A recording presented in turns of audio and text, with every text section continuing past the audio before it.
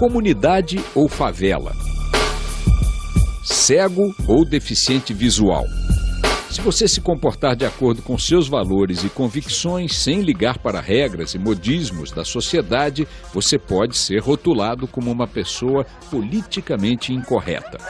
Essa balança de atributos morais que muda de tempos em tempos e varia entre as sociedades e culturas tem deixado muita gente de cabelo em pé.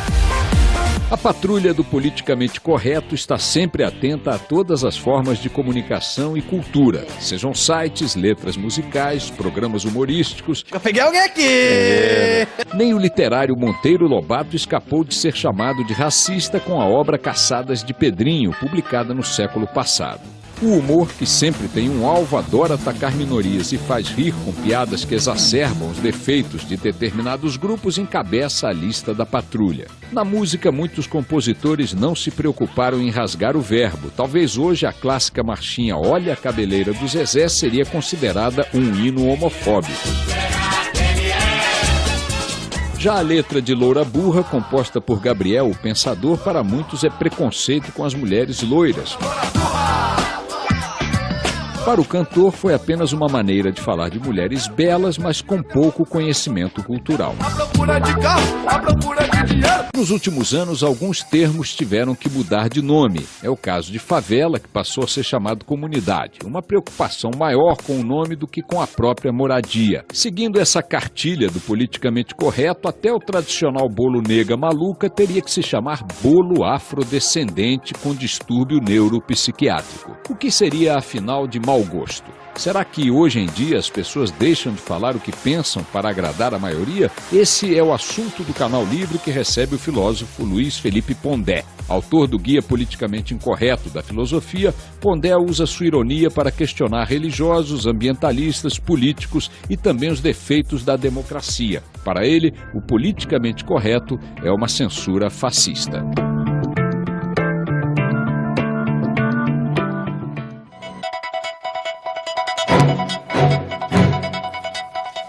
Para entrevistar o filósofo Luiz Felipe Pondé, estão comigo aqui na bancada os jornalistas Fernando Mitre e Fernando Gabeira.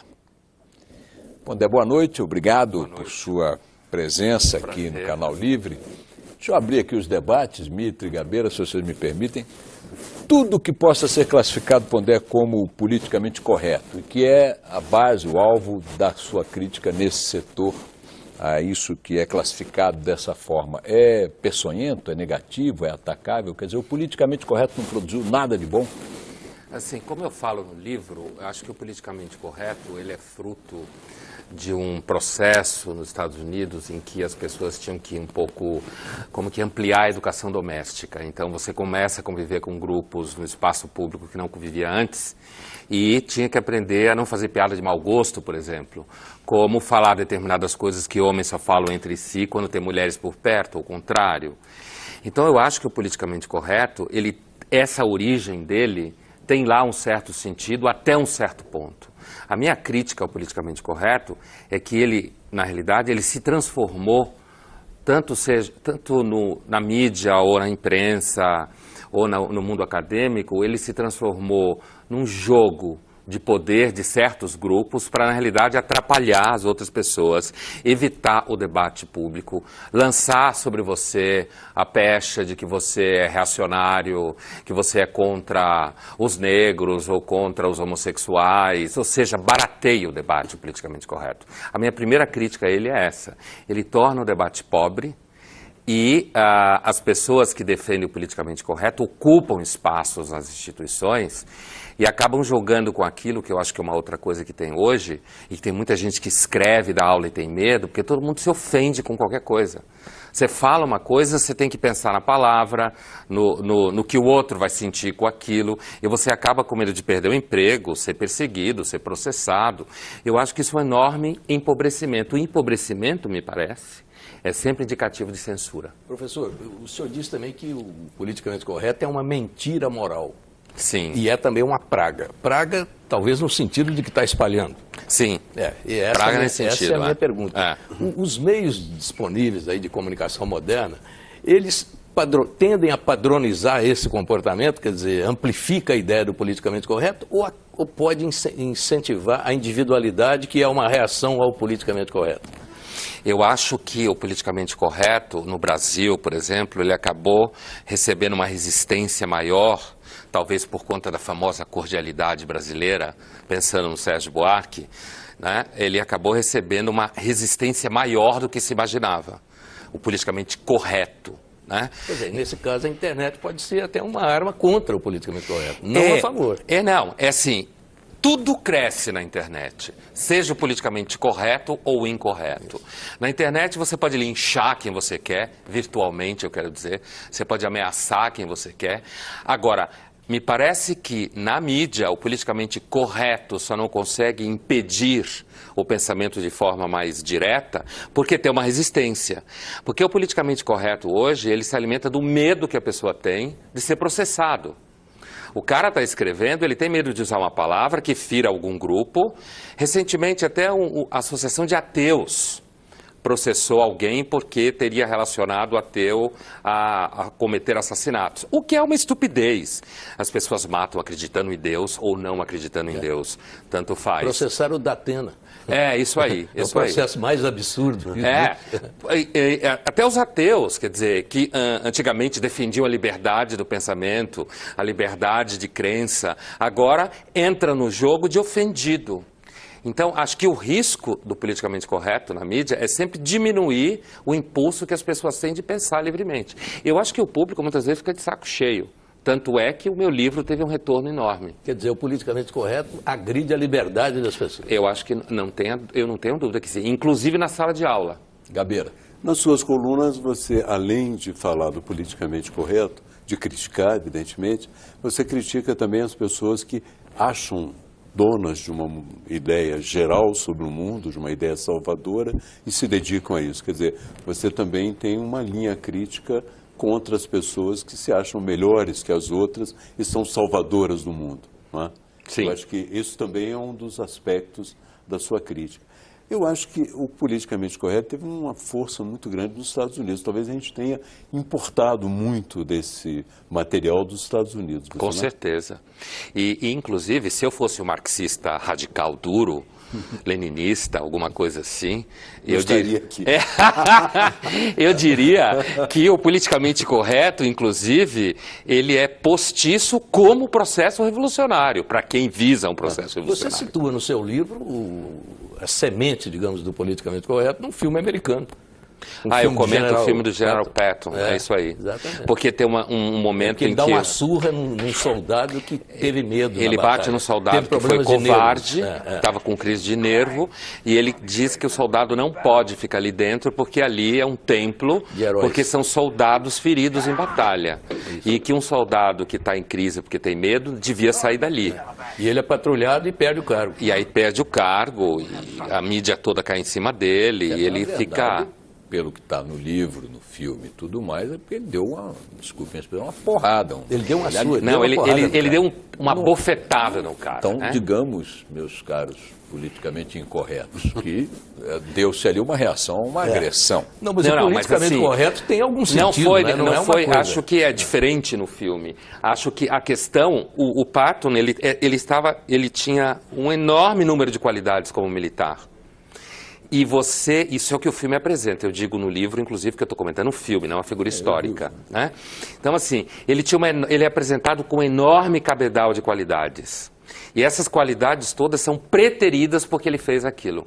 E aí ele tem que fazer uma desculpa pública, como se, no caso do Exército, a covardia não fosse um vício dentro do Exército. Quer dizer, o que eu acho que o filme mostra de interessante é justamente como ele vai sendo cerceado enquanto general, enquanto alguém capaz de realizar uma missão, por causa de um fato que mancha a imagem do Exército. Isso é politicamente correto. Eu queria voltar a uma outra dimensão das suas colunas.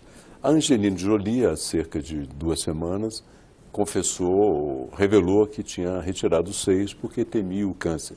E numa das suas colunas você diz, que a ciência está empurrando, pressionando a ética, que nós dotados de informação, somos forçados a tomar novas atitudes. Inclusive, os pais poderiam, no futuro, ser responsabilizados pelas características do Exatamente filho. isso.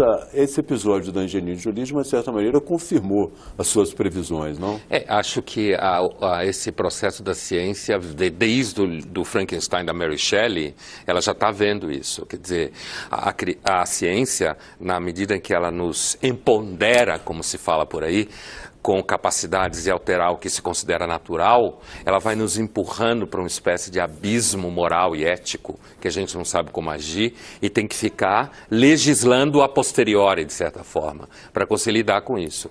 Mas eu queria voltar à tua questão anterior, Gabeira, porque assim, a crítica a qual você fez referência, que eu faço, né?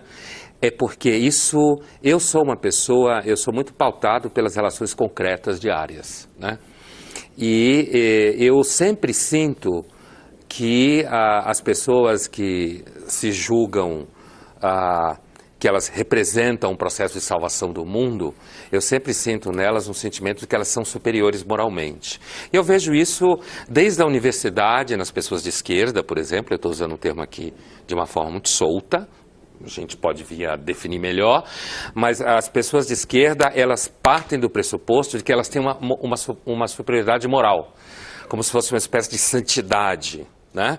Então eu vejo nelas um tipo de puritanismo moralista, como se eles estivessem acima, e que, quando na realidade a gente sabe que ao longo da história dos últimos anos, últimas décadas e séculos, 2 séculos, grosso modo, normalmente todas as utopias desaguaram em violência. Carnificina. Carnificina. O processo eu acho que o homem devia ser assim. Aí eu mato o cara real para nascer o homem que eu acho que tem que existir. Mas é estranho, porque eu acabei de descobrir com essa tua explicação que o Tea Party é de esquerda. Porque se tem um grupo mais moralista, que se acha mais detentor de uma missão divina, de estar numa categoria superior, de ser uma raça, um grupo superior, é o Tea Party, a extrema-direita americana. Assim como o fascismo se colocava também como categoria superior, inclusive racialmente. E eu não vi assim, nada menos esquerda do que duas isso. Coisas assim, começo pelo fim. Primeiro, para mim, fascismo e marxismo é a mesma coisa. Tá. São regimes de governo que a diferença é pequena entre um e outro. Não é à toa que o nazismo, no começo, o nome do partido, não no começo, o partido significava Partido Nacional Socialista. Eles não eram nem um pouco amantes do capitalismo. E com isso eu não quero dizer que o capitalismo é a maioria. Eu acho que o debate direita e esquerda, um dos problemas dele é que ele barateia a conversa para você saber em quem você atira. No caso do Tea Party, eu não tenho nenhuma dúvida. Só a diferença é que eles se assumem como religiosos. E os marxistas não. O Tea Party parte de uma visão dessa, são meio puritanos, tem uma ideia de liberdade idealizada, aquela liberdade de parte da Fundação Americana, aquela liberdade individual que está profunda na sociedade americana, mas essa coisa de se achar superior moralmente, eu não tenho dúvida, só que eles se assumem como religiosos. E os marxistas o jornalista e nosso colega Marcelo Tass, Pondé, os carecas vão dominar o mundo. Essa é uma tese, depois eu queria conversar contigo, bater um papo a respeito disso depois do programa. O Marcelo Tass sabe bem o que é ser taxado de politicamente incorreto. No decorrer do programa, nós vamos ver algumas questões. Vamos ver a primeira. Olá, meu caro Pondé, meus amigos do Canal Livre. Eu queria colocar mais uma minhoca aí na conversa de vocês. Depois de algumas correntes filosóficas, né? Racionalismo, niilismo, socialismo, capitalismo, eu vejo surgir uma coisa que é o coitadismo, sabe? Gente que se faz de coitado, né? Grupos ou indivíduos, e que reivindicam tudo. Eles têm que ser indenizados, eles têm que ser protegidos, eles estão em extinção, e se você falar alguma coisa sobre eles, você é um monstro, entendeu? Então, por favor, meu caro Pondé, nos ilumine explicando o que é o coitadismo. Primeiro eu vou te contar que um dia eu estava parado no farol e tinha um carro com 2 meninas do lado, elas olharam para mim e falaram assim: Marcelo Tass, é você! Então assim, veja... Coitado. Eles não falaram. Assim, eu acho que esse nome coitadismo, que eu concordo bem com a ideia que você fala, é uma espécie assim de produção já bem aguada do que da ideia, que acho que começa tudo com Rousseau, como eu começo com o livro, para um pouco simplificar a raiz, essa coisa de que na sociedade existe vítima, existe culpado, e que algumas pessoas são responsáveis por tudo de mal que acontece com os outros. Então, veja, com isso eu não quero dizer que não existam responsabilidades, hein? Ninguém tem culpa por essa cagada. Não, mas aí que tá. Eu acho que a gente deve começar a pensar, antes de tudo, pela culpa que eu tenho. E aí eu lembro de Dostoiévski, que a gente pode falar de Dostoiévski depois. A gente deve começar pela culpa que eu tenho. Eu acho que essa moçada que se identifica com o bem político parte sempre do pressuposto da culpa que os outros têm. E esse coitadismo aí é exatamente uma espécie de fruto já barato disso aí, super simplificado. Então, é aquilo que eu dizia antes, que está todo mundo preparado para se ofender. Então, eu sou coitado disso, eu sou coitado daquilo, e aí daqui a pouco os pandas também são coitados, eu não sei o que. O problema é que quando você fala isso, rapidamente querem colocar você no saco. Eu já tive a experiência de muita gente que me conheceu pessoalmente, dizia, pô, Panda, eu achei que você era um inquisidor, cara. Achei que você era um super catolicão, no sentido de que você era um reacionário, alguém super assim. Clichê. Essa tendência de simplificar o problema. Quando o senhor fala, por exemplo, de consciência social, o senhor fala de uma forma crítica, consciência social. O senhor coloca em xeque a expressão justiça social. O senhor parece concordar com Nelson Rodrigues de que os imbecis estão em maioria. Sim.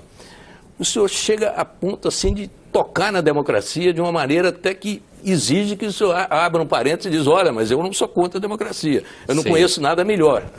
É o menos ruim a democracia. Sim. Então, eu te perguntaria, como é que fica, então, a legitimação dos instrumentos de escolha das pessoas que vão governar e tal, se a maioria é imbecil, se a conscientização não existe, se a justiça social é uma ficção. Como é que se vê a democracia com esses valores que, para mim, são fundamentais? Também para mim. Assim, eu começo dizendo o seguinte, esse tipo de debate ele sempre tem que ser organizado, né?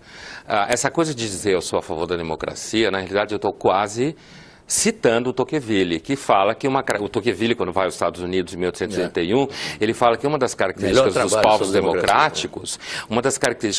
democráticos, é se ofenderem facilmente quando você fala. É óbvio que a democracia, eu acho, é o regime menos ruim e melhor que a gente tem. Isso não significa, como quando fala o Nelson, ele está se referindo à quantidade como força dentro da democracia. E é o fato que uma grande quantidade de pessoas é chamada a participar do processo decisório, sendo que elas são guiadas por interesses. Não é muito diferente de um intelectual chegar e dizer que a classe média é ignorante. A diferença é que o Nelson é identificado como de direita. E um intelectual de esquerda que fala isso significa que é consciência crítica. Quando diz que a classe média é ignorante, reacionária. Mas, surpreendentemente, os intelectuais de esquerda se orgulham do seu partido elevar milhares de pessoas à classe média. É para melhor odiá-los, talvez. Mas é isso aí, como se fosse para transformá-los em consumistas bobos, né? Mas eu queria só terminar isso, porque eu acho que essa questão é importante. Então, a democracia, ela me parece que ela é um regime de pesos e contrapesos. Então você tem que ter muitas instituições de jogo, conflitos entre elas, e não simplesmente uma coisa de que um número tal vota numa coisa e aquilo simplesmente é o melhor resultado, entendeu? Então a crítica que eu faço no livro na realidade, a intenção é mostrar um problema da democracia. Mas como eu conheço o mundo em que eu vivo, eu digo logo, olha, eu sou a favor.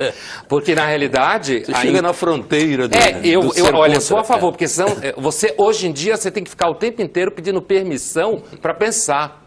Porque senão colam em você, é uma pressa que às vezes dá até sono. Quando dizer uma coisa, nós vivemos ainda já há algum tempo e continuamos, e provavelmente teremos episódios aí que reativarão o noticiário em torno dessa questão, que é o bullying. Eu sou de uma geração, nós somos aqui de uma geração em que fazia-se gozações na sociedade, alguns excessos resultavam em, eventualmente, punições na escola, consequências e tal, mas a vida seguia. Nós fomos, de certa maneira, moldados numa relação entre iguais, onde esse tipo de atitude, que é politicamente incorretíssima aos olhos de hoje, vigorava no seu Fazia cotidiano. parte, né? Até que ponto esse foco sobre a questão do bullying, que interessa a tantas mães, pais que estão nos assistindo, e que provoca reações muito, muito fortes da sociedade, Claro. na comunidade escolar e na imprensa, até que ponto isso é um filhote dessa coisa do politicamente correto? Olha, eu sou professor, estou no chão da sala de aula 3 vezes por semana, né? Em universidade, não em escola. Então não lido com criança, lido já com gente de 18, 19, 20 anos. Eu diria para vocês o seguinte, à medida em que a sociedade vai se tornando mais transparente, no sentido... O Dostoiévski tem um texto que ele fala do Palácio de Cristal, de uma feira de ciências no século XIX em Londres, quando ele comenta, ele não é o único a comentar esse Palácio de Cristal, que seria uma sociedade no futuro onde tudo seria visível. E como isso seria insuportável. Né? Eu acho que essa coisa da tentativa do controle absoluto dos comportamentos em sala de aula é uma tentativa que acaba destruindo uma certa espontaneidade, inclusive do curso. Né? Isso não significa, eu sempre tendo a ser a favor de que as escolas tenham autonomia e seja menos descentralizado os processos. Eu tenho uma certa desconfiança de tudo que tende a ser excessivamente centralizado pelo governo federal. Acho que as escolas deviam ter mais autonomia na forma como elas resolvem as coisas, que tem a ver com o que eu te dizia, pesos e contrapesos. Né? Sim, mas... Então, a coisa do bullying, à medida que você vai legislando e vai tornando aquilo uma situação de absoluta paranoia dentro da escola, isso vai fazendo com que você fique dentro da sala de aula com medo de qualquer momento levar um processo.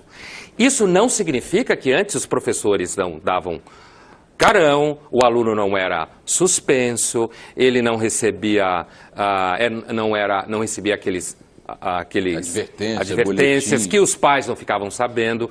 Na realidade, eu vejo dentro disso um lento processo de cada vez mais exílio ou isolamento da possibilidade da família cuidar das coisas e cada vez mais o crescimento de um certo estado hiperjurídico em que você vai começando a controlar tudo, achando que você vai fazer com que as pessoas não façam bullying. Na realidade, eu acho que o pior de tudo, porque vai continuar a se fazer bullying.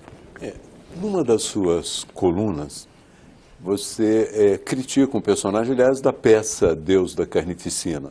Uma personagem que era interessada na África, queria salvar a África. Interpretada pela Judy Foster. A sua distância moral, você achava aquilo uma hipocrisia. Mas hoje, avançando-se um pouco, algumas pessoas consideram que se ajuda melhor a África melhorando as suas condições de comércio do que propriamente ajudando como aquelas pessoas que querem ajudar. Quer dizer, de uma certa maneira, as suas objeções morais estão avançando já e são objeções políticas também, mostrando que nem sempre o caminho de ajudar as pessoas é o do politicamente correto. Às vezes é melhor você ajudar de uma forma mais eficaz. Você não concorda? Concordo. E, inclusive, Gabeira, eu nunca fui uma pessoa muito interessada em política. Eu sempre fui muito mais interessado em moral, do ponto de vista filosófico. Mas, como dizia o próprio Aristóteles, quando você começa a falar de moral, você acaba falando de política, né? É inevitável. Eu acredito, às vezes, quando eu discuto isso, você falava de justiça social, o que eu vou falar é uma simplificação, mas grande parte do debate público trabalha com simplificação e a questão é como você consegue, de modo competente, criar simplificações. Então eu diria o seguinte, para mim justiça social é um mercado de trabalho aquecido. Você perde o emprego aqui, arruma outro lá. Então, quando você fala que, às vezes, é melhor você ajudar um país ou um continente, seja lá como for, criando condições comerciais, eu não tenho dúvida. Isso não significa perfeição. Claro. Porque a pobreza é a regra geral da humanidade. O que a gente precisa entender é como se produz riqueza, que é raro, é uma exceção, e nunca aconteceu no mundo na dimensão que acontece agora. Isso não significa que o sistema de sociedade de mercado é ideal. Para mim não existe nada ideal, mas eu acredito que ao invés de você ficar jogando dinheiro, criando nas pessoas um sentimento de incapacidade, coitadismo que falava o Marcelo, de que elas são vítimas, de que os outros são malvados, e que vira, inclusive, um mercado cultural, né? Tem gente que ganha dinheiro fazendo filme, discutindo coisas bonitinhas, mostrando esse lado.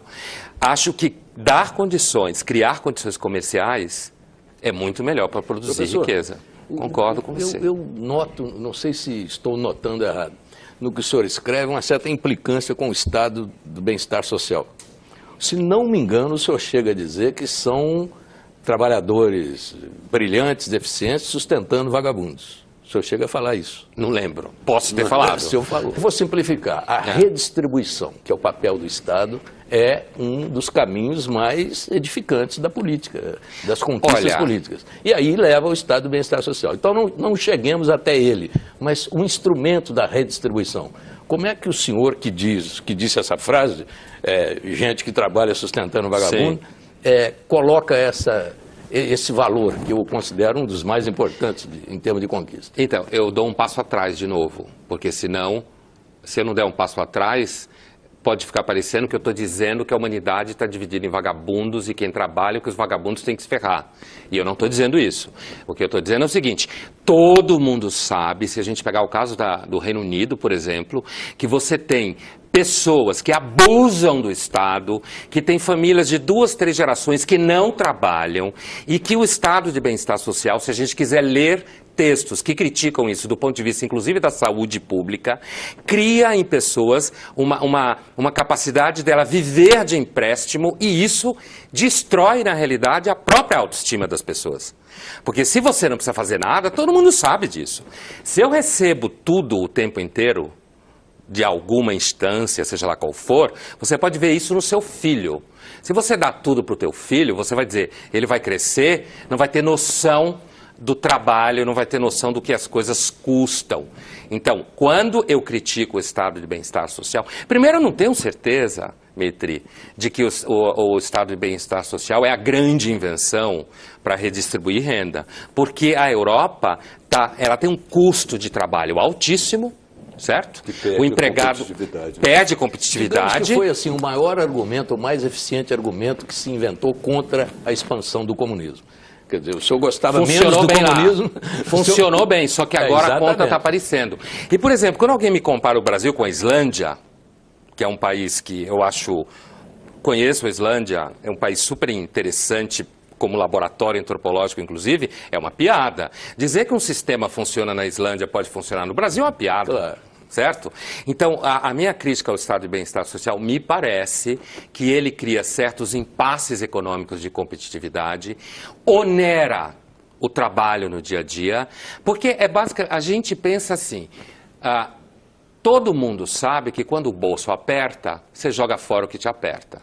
Agora, quando a gente pensa na pessoa que tem empresa e dá emprego, a gente parece pensar que ele também não vai ter problema se o empregado ficar muito caro. Entende? Então, me parece que o bem-estar social, o estado de bem-estar social, ele teve a função no momento, mas nesse momento, falando de Europa, eu acho que ele deve ser pensado também como algo a ser ultrapassado. A Europa toda, o sistema europeu todo tem que ser repensado. Né? Vamos aí ver mais uma pergunta do Marcelo Tass. Olha, tem um negócio que eu também não entendo, porque eu, na maior parte das vezes, fico muito irritado com o politicamente correto. Agora, tem um outro lado dessa questão, que é o seguinte, pessoas que se obrigam a ser politicamente incorretos o tempo todo, só para satisfazer eu não sei se é um certo narcisismo, se é uma demanda da sociedade, sabe? O mercado está pedindo pessoas politicamente incorretas, mas eu percebo que às vezes tem gente que é politicamente incorreta só por, assim, vamos dizer, porque, não sei, o cara percebeu que dá certo ser politicamente incorreto. Eu acho que era importante também a gente falar desse outro lado da questão. Olha, quando eu lancei o livro, foi uma batalha, porque eu dizia assim, eu não vou deixar que joguem o meu livro numa vala de politicamente incorreto, no sentido de que é boçal, acha que todo mundo, que gente religioso é isso, que homossexual é aquilo. E eu dizia assim, olha, nós vamos ter que tomar cuidado com a recepção pela mídia, para que o livro não seja jogado numa vala comum, onde eu estivesse barateando o debate, coisa que eu não faço em momento nenhum, em lugar nenhum. Isso que o Marcelo fala, eu acho que é uma espécie de uma outra face do barateamento, que é a seguinte face: tem mercado para ser politicamente incorreto, você vende, seja lá o que for, seja livro. Na realidade, o meu livro, que é o primeiro best-seller em filosofia no Brasil, que é se perguntar, afinal de contas, como alguém consegue ganhar dinheiro com livro de filosofia no Brasil? Ao invés de ficar xingando o livro, ou tentar dizer que eu sou o que eu não sou, o tipo reaça, contra todo mundo, que é uma super piada, isso que fala o Marcelo, me parece que é o outro lado, mas é primo do que eu estou dizendo. Então o cara sacou que ser politicamente correto, falar umas coisas meio grosseira, chutar o balde, pega. Então ele veste a imagem do politicamente incorreto para querer dizer que ele está numa certa onda, que está na moda, que ele é a favor da liberdade. Toda liberdade tem que ter uma forma de cercear, de algum modo. Na realidade, eu acho esse debate ele demanda muita sofisticação, muito cuidado, porque justamente a oposição direita e esquerda simplifica a conversa. Mas eu acho que jamais o debate nas suas colunas foi barateado, sempre se manteve o mais alto nível. No entanto, em certos momentos, essas pessoas que você critica, você substitui pela classe média, não é? E nós já vimos, quer dizer, em certos momentos eu fico sentindo a classe média como um saco de pancada dos filósofos. Ou recebe as pancadas de um lado, ou recebe as pancadas do outro. Quando, na verdade, parece que a classe média vai se tornando também um conceito meio vazio, como aqueles conceitos escolásticos do século. Já não tem mais esse significado. Olha, a minha crítica, e eu volto ao que você falava do personagem da Judy Foster no Deus, a Carnificina, a minha crítica à classe média não é, quando eu faço, né? Não é a crítica, por exemplo, que algum outro filósofo poderia fazer dizendo que ela é conservadora, que ela é mesquinha, né? Que ela só está preocupada em pagar a televisão de cristal líquido dela, que ela só está preocupada em pagar o carro dela em 40 anos. Não é essa a crítica. Na realidade, a classe média que eu tenho na cabeça é outra. E hoje em dia, como você bem disse, classe média hoje é uma coisa que serve para você dizer que o país saiu da miséria. Então você eleva R$1.000 a classe média de salário por mês e diz que isso é classe média, logo não tem mais miserável, sei lá, alguma coisa assim, né? Estou trabalhando com um clichê estatístico. Então, o conceito de classe média hoje fica meio turvo. A gente sabe que uma sociedade, quando a gente pensa em sociedades europeias ou mesmo Estados Unidos, o que sustenta eu estou falando da Europa Ocidental, o que sustenta uma sociedade rica, que são poucas, é uma classe média forte. Né? É uma classe média que consome, que compra, até pequenos empresários que dão 2 empregos, 3 empregos. Aqui no Brasil a gente pensa que sociedade de mercado é sociedade de 3 bancos. Grandes bancos não quer competição. Sociedade de mercado é a sociedade do cara que dá emprego para 1, para 2, para 50, profissional liberal. A classe média que eu critico é a classe média da personagem da Judy Foster no Deus, a Carnificina, que é uma classe média que ganha certos lustres, sabe? Ela fala uma frase no filme, eu vou lembrar de uma frase. Ela é uma personagem dura, né? Postiça, que tem uma coisa assim que diz que está preocupada com a África, quando na realidade nunca foi lá, e está muito mais preocupada em escrever um livro que provavelmente ninguém nunca vai ler, mas ela vai pôr em cima da mesa dela dizendo que é um livro chique, né? Ela tem uma frase que ela diz assim, no momento de altíssima afetação do filme, ela fala assim, ou da peça, eu acredito no poder pacificador da cultura. Eu trabalho com cultura. Eu sou um profissional da cultura. Né? Desde que eu resolvi não ser médico e virar filósofo, eu não entrei para brincar nisso. Então, longe de mim a ideia de dizer que a cultura não é importante. Agora, achar que a cultura necessariamente pacifica as pessoas é reduzir a discussão a coisa de Papai Noel. E é melhor que faça o oposto. Tem pessoas que são extremamente cultas, não vou nem entrar em clichês, que cometem crimes terríveis, assim como não faz diferença se você acredita em Deus ou não, se você é culto ou não, eu não estou defendendo ser inculto, tá?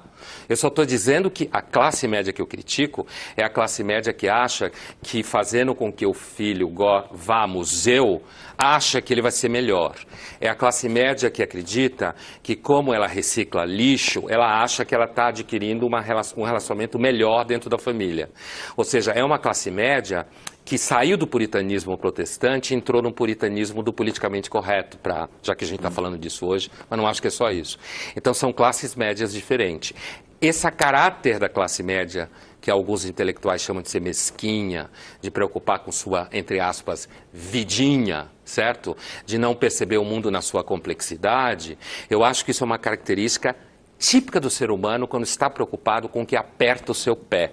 Não é isso que eu critico, apesar de que eu não tenho esse estilo de vida porque eu sou intelectual, vivo metido com livro, não sei o quê. Bom, nós vamos para um rápido intervalo, o Canal Livre volta já.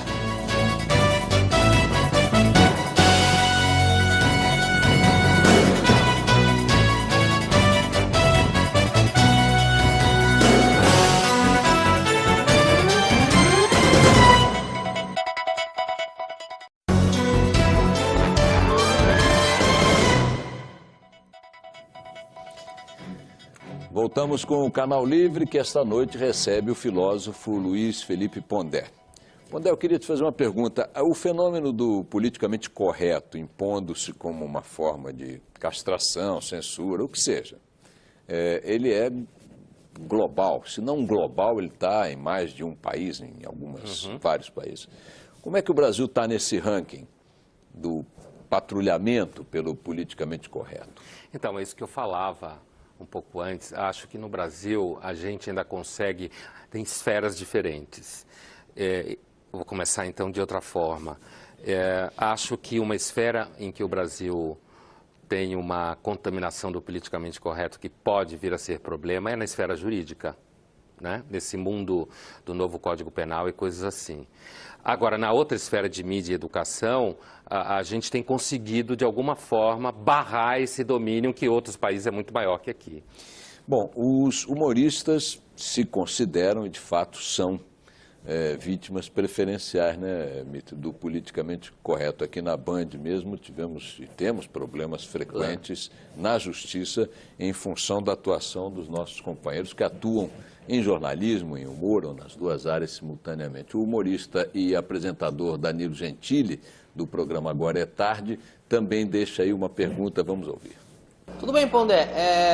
Eu percebo que isso é uma tendência mundial, né? Mas na América Latina, principalmente, é mais forte ainda essa tendência ao politicamente correto, a esse discurso do coitadismo, aos líderes sindicais da minoria querendo achar o vilão da semana para poder barganhar ali o seu poderzinho e tal. Eu como comediante, fui rastreada onde vem isso, porque sempre tomo paulada do mesmo tipo de pessoa. E eu fui rastreada onde vem isso.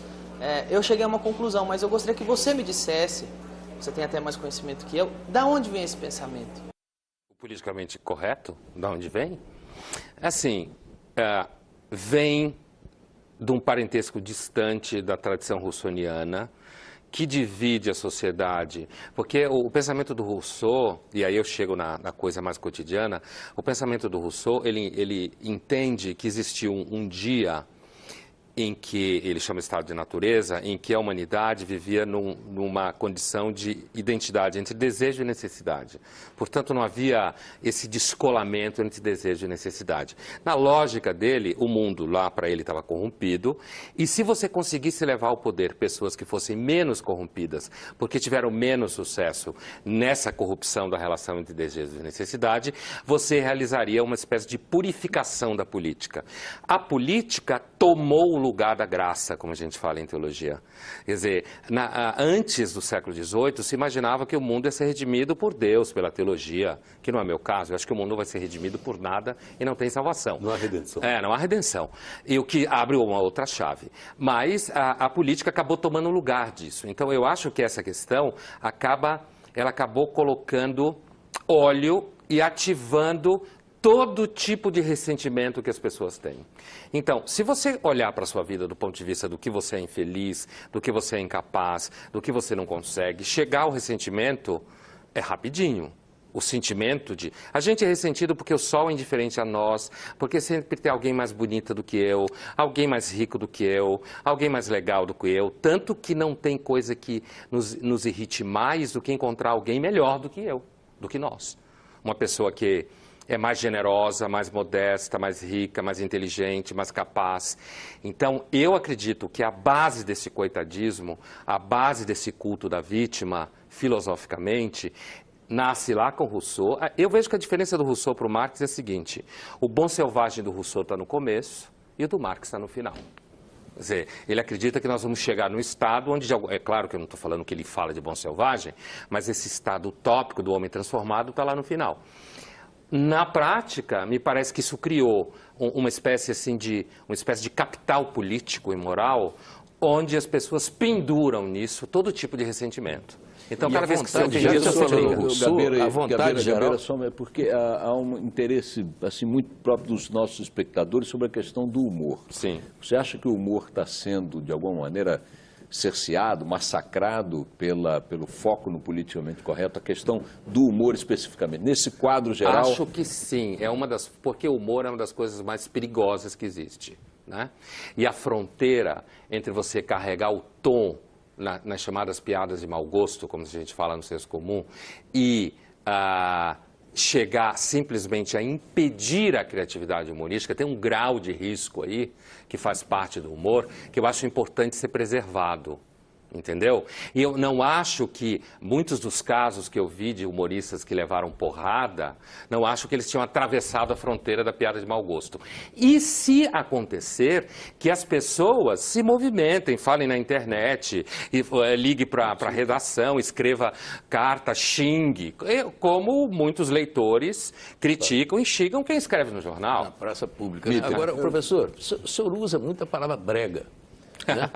Eu acho interessante porque é o seguinte: brega tem a ver com estética. Sim. Então eu pergunto, por que o politicamente correto é esteticamente ruim, negativo? Por que o ateísmo é brega? O que tem estética a ver com o ateísmo? Sim. Eu queria que o senhor explicasse, porque o senhor gosta muito dessa palavra. Né? Brega é uma expressão que eu uso bem tipicamente no mundo do debate público, né? É pensado, é claro que é uma palavra do âmbito estético, apesar de que eu já fui muitas vezes acusado de estetizar as coisas, em detrimento da ética, eu privilegiar a estética e as relações sensoriais. Bom, isso é outra história, mas assim, eu uso a palavra, quando eu falo que ateísmo é brega, não é o ateísmo enquanto tal, é a militância ateísta, eu acho brega, né? Brega no sentido que é chata. Que é uma coisa... É fácil. Às vezes eu digo assim, eu acho muito fácil. Eu costumo brincar dizendo, eu fiquei ateu com 8 anos. É. Claro. Agora é meio discutível essa sua posição, professor, porque também acreditar em Deus é muito fácil. Então, na realidade, como filósofo, estou falando como filósofo, é mais fácil ser ateu. O mundo é um péssimo lugar. É mais racional, claro. O mundo é um péssimo lugar. A honestidade, sem entrar no mérito profundo do que seria honestidade, mas é honestidade não parecer paga, certo? As pessoas que se transformam em grandes defensores do bem, na realidade, viram rapidamente ou hipócritas ou carrascos, certo? Se, por outro lado, eu defendo um certo laxismo moral, eu posso começar a brincar de que eu sou sádico. Então, quando eu digo que ser ateu é fácil no sentido do pensamento, entendi, quando você pensa de um pouco fora do senso comum. As pessoas, a maior parte é religiosa, porque a vida é um escândalo. Então, ser religioso é uma forma de você juntar uma peça com a outra e achar que tem alguém tomando conta de você, né? Recentemente, no New York Times, publicou um artigo, um senhor que foi sequestrado na Venezuela. O sequestrador dizia, olha como estão tratando os presos na cadeia, eu sou uma vítima. E ele chegou à conclusão de que, na Venezuela, especificamente, o coitadismo era resultado de uma análise política, que vinha desde do imperialismo até o sujeito lá embaixo, entende? Que era uma concepção política. E vejo também que, no caso do multiculturalismo, ele surgiu com a ida dos imigrantes para a Europa, a necessidade de afirmar uma identidade e tal. Eu mesmo assisti a criação da primeira secretaria multicultural em Frankfurt. Então, eu digo assim, historicamente surgiram essas coisas e que em determinado momento foram até interessantes. Sim. Eu, às vezes, fico me perguntando, quando eu ouço você falar assim, de uma forma muito geral, eu falo assim, onde é que o Pondé estaria na abolição da escravatura? diante das pessoas que estavam lutando pela abolição? Eram chatos com aqueles cravos na mão ou não? Então, facilitando um pouco as identidades políticas, talvez eu estivesse do lado do Joaquim Nabuco, conservador, sendo contra a escravidão. Né? Então, acho que os períodos históricos são distintos. Claro. Assim, um dos problemas da tradição marxista é que a gente acaba passando um pente fino, e vem desde a dialética e tal, como se fosse um processo único em curso. Eu concordo inteiramente quando você diz, Gabeira, de que existem fatores históricos, não tenho dúvida, assim. Essa coisa do multiculturalismo, então, dizer que tem culturas que são vítimas e são coitadas, eu não tenho dúvida que teve sofrimento no imperialismo ou no colonialismo. Assim como eu não tenho dúvida que tem muita gente que mora na Europa, adora viver na Europa e fica brincando de que tem saudade da África, brincando que gosta da África, mas está super adaptado lá. Então, eu sempre estou pensando, mesmo quando eu penso em política, eu estou pensando em termos de caráter. Eu sou alguém muito influenciado pela ética aristotélica. Eu acho que o problema moral do ser humano é caráter. É uma questão de caráter. Né? E a crítica que eu faço à tradição do Rousseau, que deságua, ela dá a linguagem, assim como o Rousseau deu a linguagem para a Revolução Francesa, ela dá a linguagem para isso tudo. Ela cria uma espécie de categoria universal política da vítima. E essa categoria universal política da vítima gera dinheiro, garante meu almoço. E ainda dá a mim um certo ar de que, na realidade, eu sou superior moralmente porque eu sou vítima. Embaralha as coisas. Quando, na realidade, as pessoas continuam sendo... Algumas são mais corajosas, outras são mais generosas, outras são mais inteligentes, algumas são menos capazes. E você não pode mais falar isso. Você não pode mais... Atrapalha a análise do mundo. O Canal Livre faz mais uma parada. A gente volta daqui a pouco, logo depois do intervalo.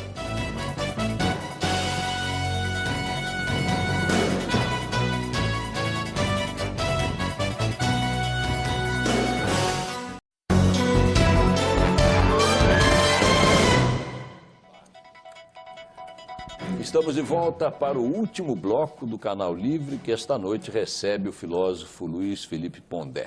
Pondé, depois de séculos, séculos e séculos de muitos regimes diferentes, e todos eles marcados por muitas injustiças, dominação, opressão, exploração e tal, não há coitados no mundo, não? Quer dizer, o coitadismo não seria também uma compensação, uma espécie de um resgate de uma fatura, uma dívida qualquer, ainda que parcialmente?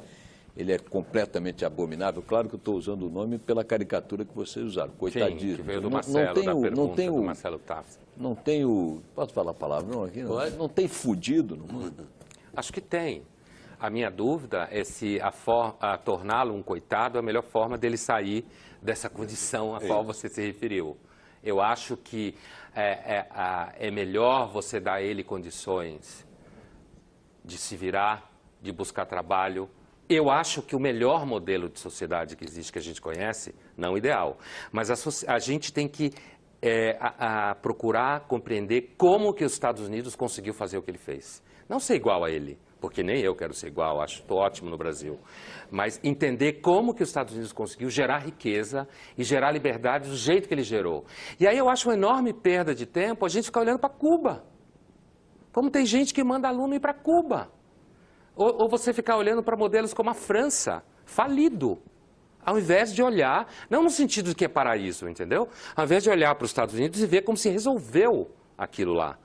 No sentido, inclusive, da criação dos chamados direitos civis. Né? O processo de criação de direitos civis. Então, quando você pergunta se eu não acho que existiu coitado, eu não tenho dúvida que a condição de vítima real no mundo sempre aconteceu. A minha dúvida séria, quase metodológica, é se dizer que ele é coitado, dar um emprego para ele como coitado, trabalho na Secretaria de Coitados, representa os coitados, se é a melhor forma dele deixar de ser coitado. Acho que não é. Eu queria voltar àquela questão do bloco anterior. Até onde vai, então, a ação do Estado na sua percepção? Acho que o Estado redistribuiria a riqueza melhor se ele fizesse uma melhor infraestrutura, se ele cuidasse de coisa desde estrada, se ele desonerasse pessoas que estão no extrato médio produzindo riqueza. certo? Ao invés de ficar onerando essas pessoas, fazendo uma indiferença entre quem de fato está lá em cima e quem está aqui no meio, suando a camisa para trabalhar, para pagar conta, a famosa classe média verdadeira, certo? Acho que o Estado redistribui renda melhor se ele cumprir a função dele, fizesse segurança pública onde as pessoas possam sair na rua e fazer negócio, trocar ideias, comprar e vender, se o Estado cuidar de fato da educação. Todo mundo sabe, quando se olha para os que se chamava antigamente tigre asiático, né? Singapura, Coreia do Sul, não sei o quê, todo mundo sabe que lá tem um regime, um sistema de educação que opera. E aqui a gente fica brincando de que a solução é cumprir uma dívida histórica. Eu tenho desenvolvido o seguinte raciocínio. Hoje eu tendo a achar que essas pessoas que falam da dívida histórica com relação à pobreza é semelhante aos coronéis do Nordeste de onde eu vim. Só que tem um lustre. Agora, o coronel, de repente, ficava citando frase em francês que ele não sabia o que era. Agora, essa elite, que na realidade não está nem aí, de fato, para o que as pessoas de fato passam no dia a dia, ficam brincando de que estão resgatando uma dívida histórica social.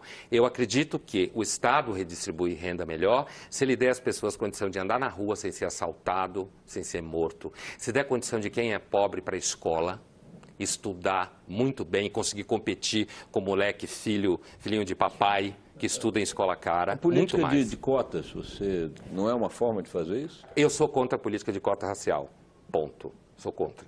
A política com relação à escola pública, eu tenho uma ideia um pouco mais longa, né? Primeiro, eu sei, todo mundo sabe, que no momento que você instalou políticas de cotas para escolas públicas, tem um monte de gente de classe média colocando o filho na escola pública para garantir o lugar no vestibular lá na frente, numa federal ou numa estadual pública qualquer, para garantir que o filho fez.